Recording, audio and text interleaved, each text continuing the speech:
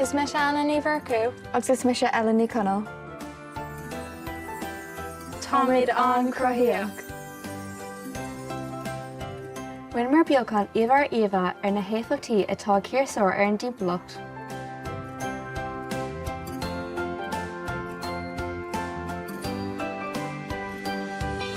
Le linn na pandéma bhí mar gúsfuil círeasóir go minic.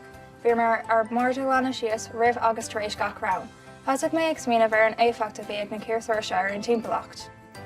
Tháinig mé sé suas leis an smíanamh agus nuair a leabhar mé le Ellie faoi, dúir mar go ndeannach muid rud ag an cruthaíoch. Chumar isteach san comórtas Ellie agus formar an dúis Gaeilge. Bhíar mar an bhródúil. Ar dús, tar mé amach na pictóirí go léir agus darm isteach iad. Agus an sin chur mé corclór ar an cúil agus chur mé blúteach ar magnéid gníd grama le chéile. An sin, chuirmtú iad ar chlórbáin agus chur mé rinne mé scamal agus bhean eile agus is féile le cuirid ar sin.